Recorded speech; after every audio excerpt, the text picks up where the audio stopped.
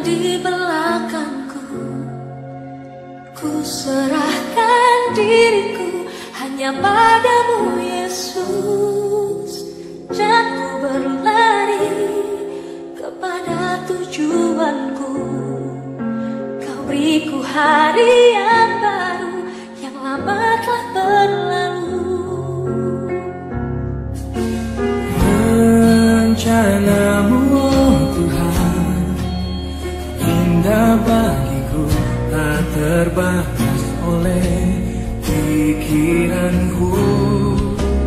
Firman-Mu ya dan amin, sumber kekuatan, Kau pengharapanku, Kau terbaik bagiku.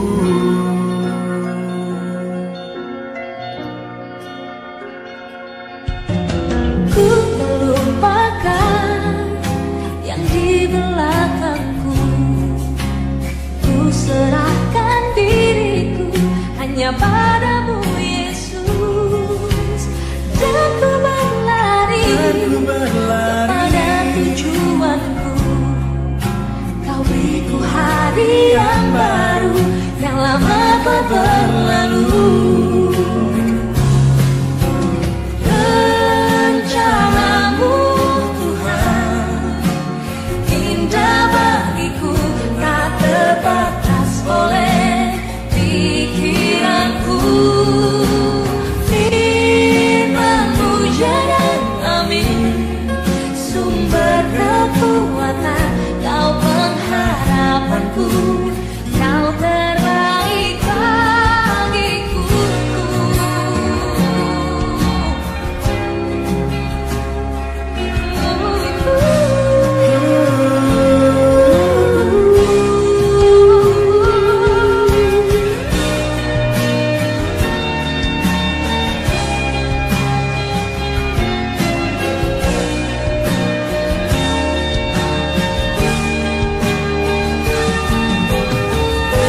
Rencanamu Tuhan indah bagiku, tak terbatas oleh pikiranku. Firman-Mu ya dan amin, sumber kekuatan, Kau pengharapanku, Kau terbaik bagiku. Kau yang terbaik, Kau yang terbaik. Kau terbaik bagiku.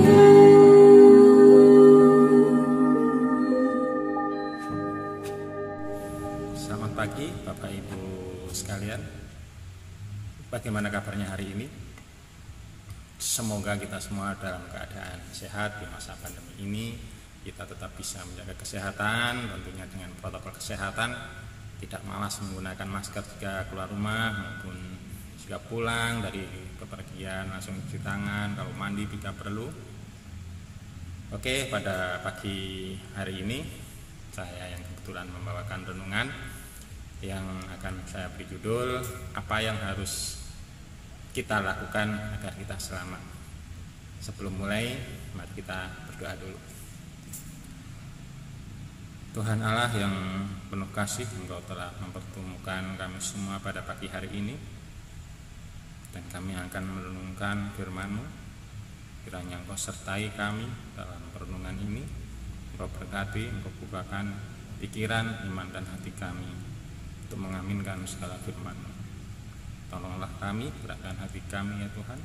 Hanya di dalam nama-Mu yang tunggal Yesus Kristus kami berdoa dan mengucap syukur. Amin.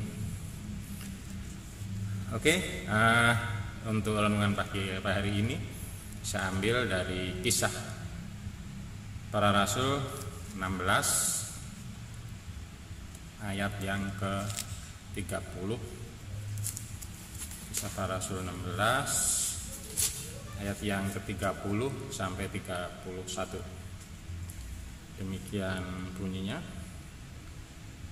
Ia mengantar mereka keluar sambil berkata, "Tuan-tuan, apakah yang harus aku perbuat supaya aku selamat?"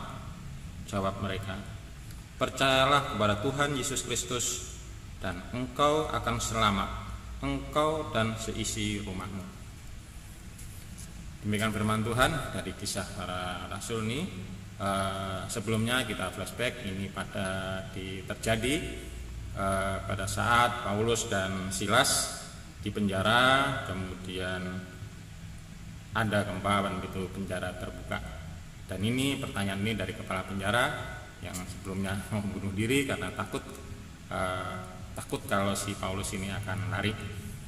Nah, dari sini kita mengetahui bahwa Paulus mengajarkan kepada kita harus percaya kepada Tuhan Yesus Kristus untuk bisa selamat. Kita semua tentunya sudah tahu dan kita sudah mengaminkan semuanya bahwa kita akan selamat dalam nama Yesus Kristus. Dan kita sudah menerima dengan baptis atau dengan sidi kita dan perjalanan iman kita. Kemudian yang pertanyaan, apakah hanya demikian? Oh ya, aku sudah selamat, lalu kita berbuat seenaknya sendiri. Tentu saja ini tidak demikian. Orang yang berbuat dengan seenaknya sendiri berarti belum mengimani tentang keselamatan yang diberikan Yesus. Seperti kita tahu juga bahwa pada ayat-ayat dalam Alkitab mengajarkan bahwa mungkin kita pernah dari sekolah minggu itu kita tahu, iman tanpa perbuatan adalah mati. Jadi percuma juga. Di sini dijelaskan bahwa iman tanpa perbuatan adalah mati. Mati. Tidak selamat.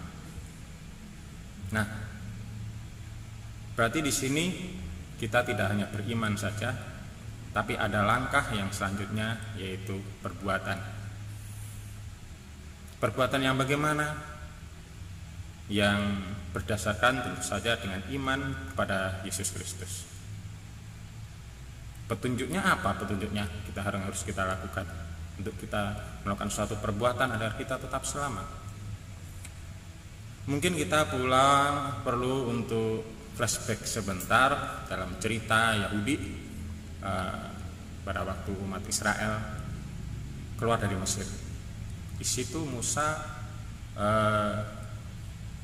menerima 10 perintah Allah yang katanya ini merupakan, saya sendiri tidak belajar tentang masalah hukum Taurat. Dari 10 hukum ini diturunkan hukum Taurat yang bukan aturan-aturan Musa yang harus dilakukan oleh kaum Yahudi atau bangsa Israel. Lalu itu petunjuk yang paling sederhana katanya untuk mengetahui perbuatan bagaimana yang harus kita lakukan pada saat itu. Perbuatan-perbuatan yang tentunya pada saat itu bangsa Israel kehilangan pegangan karena sudah lama sekali di tempat pelarian di Mesir sana. Kemudian Allah sendiri, maksud saya Yesus sendiri, waktu ditanya oleh orang Farisi, betul kita ingat pada kebaktian-kebaktian sebelumnya tentang masalah hukum. Nah, Tuhan Yesus menyatakan, kasihilah Tuhan Allahmu dengan segenap hatimu, dan seterusnya. Kemudian juga kasihilah sesamamu seperti dirimu sendiri. Nah, ini memflashback pembagian dua hukum ini, hukum kepada Allah dan hukum kepada manusia, sebagaimana 10 perintah Allah walau batu itu yang diberikan kepada Musa, yaitu petunjuk bagaimana kita harus bersikap terhadap Allah dan kepada manusia. Dan hukum aturan-aturan hukum 10 perintah Allah itu tetap berlaku sebagai petunjuk yang sebenarnya cukup sederhana kita baca, kita mengerti, hanya 10 perintah Allah. Dan itu tidak berlaku setelah kita ditebus dengan keselamatan yang diberikan Yesus dari kayu salib. Karena Yesus sendiri mengatakan, dapat kita lihat, yaitu di Matius 5 ayat 17. Ya, kita sedikit membaca-baca. Matius 5 ayat 17. Janganlah, ini Yesus sendiri yang mengatakan ya, janganlah kamu menyangka bahwa aku datang untuk meniadakan hukum Taurat atau kitab para nabi. Aku datang bukan untuk meniadakannya, melainkan untuk menggenapinya. Karena aku berkata kepadamu, sesungguhnya selama bumi belum lenyap, langit dan bumi ini, satu iota atau satu titik pun tidak akan ditiadakan dari hukum Taurat sebelum semuanya terjadi. Nah, di sini kita lihat bahwa hukum Taurat atau yang kita secara sederhana kita kenal 10 perintah Allah itu tidak dengan otomatis tidak berlaku lagi dengan penebusan dari Yesus Kristus. Itu petunjuk bagaimana harus kita perbuat. Yang awal tadi kita adalah iman tanpa perbuatan adalah mati.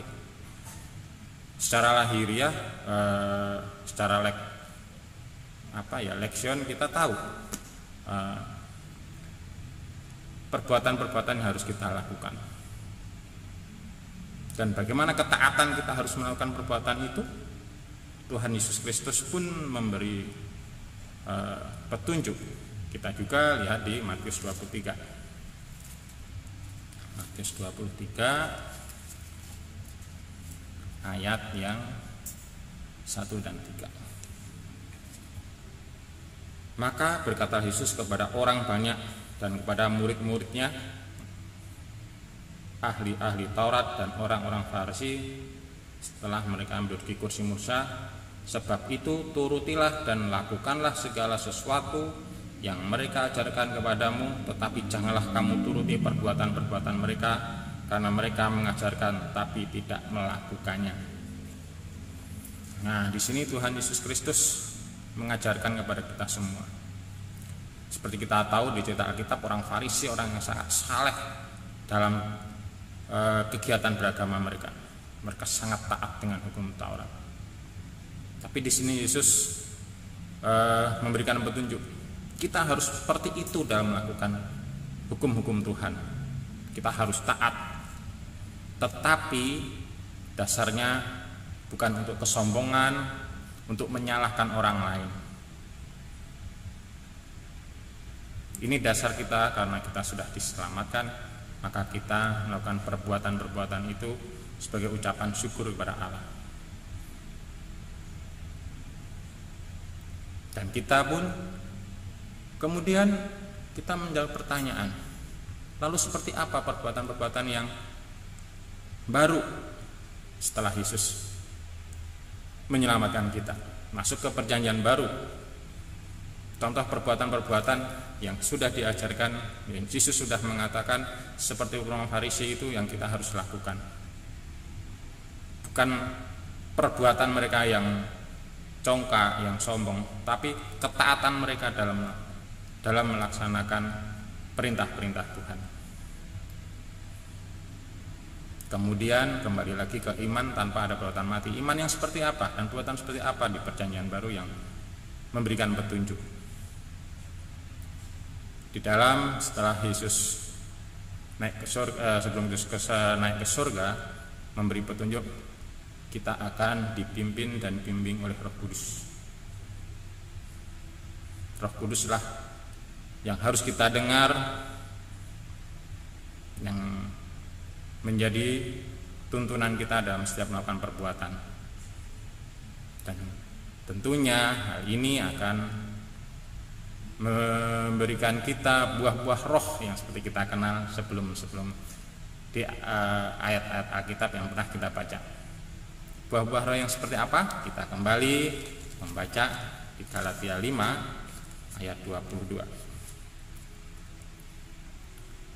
Tetapi buah roh ialah kasih, sukacita, damai sejahtera, kesabaran, kemurahan, kebaikan, kesetiaan, kelemah lembutan, penguasaan diri, dan tidak ada hukum yang menentang hal itu semua. Nah, dengan dibimbing roh, kita seharusnya bisa melakukan hal-hal tersebut. Jadi petunjuknya hidup baru, dipimpin oleh roh, kelihatan lebih soft. Nah, kita rasakan bukan kekejaman seperti yang di dalam hukum Taurat. Misalnya di hukum Taurat, jangan ini, jangan itu, jangan ini, jangan itu. Atau kalau tidak ini, kamu akan ini. Tapi dengan kasih karunia Tuhan, kita diberikan petunjuk hidup baru di dalam roh, yaitu dari dalam buah roh tadi kita lakukan dan kita pikirkan selalu. Dan tentunya ini tidak terbatas di dalam kehidupan pribadi kita, maksudnya sesama orang Kristen, tapi kita wujudkan di dalam kehidupan bermasyarakat, terutama di masa pandemi ini, agar kita menjadi berarti di hadapan Tuhan. Perbuatan kita berkenan kepada Tuhan. Kita bukan iman dan kemudian mati, tapi kita iman tetapi hidup. Di masa pandemi ini, biarlah kita bisa mewujudkan buah-buah roh kepada sesama kita, orang-orang terdekat kita. Contohnya, kita tidak mengucilkan apabila ada teman yang tadinya divonis positif COVID. Setelah sembuh, kita jangan kucilkan. Kita udah tahu bagaimana cara menanganinya, kita menghadapinya, kita memberikan tetap semangat. Tentu saja dengan petunjuk yang sudah disampaikan oleh Menteri Kesehatan, yaitu dengan protokol kesehatan 3M itu, baik diri kita maupun teman kita yang tadinya sudah terkena COVID, kita berhubungan dengan baik, kita bisa menjalin persahabatan dengan baik. Dan ini akan memberikan semangat untuk kembali menjalin kehidupan selanjutnya. Demikian renungan pada pagi hari ini, kiranya menjadi sedikit pengetahuan kita tentang apa yang harus kita lakukan setelah kita menerima keselamatan dari Tuhan. Kita tutup dalam doa.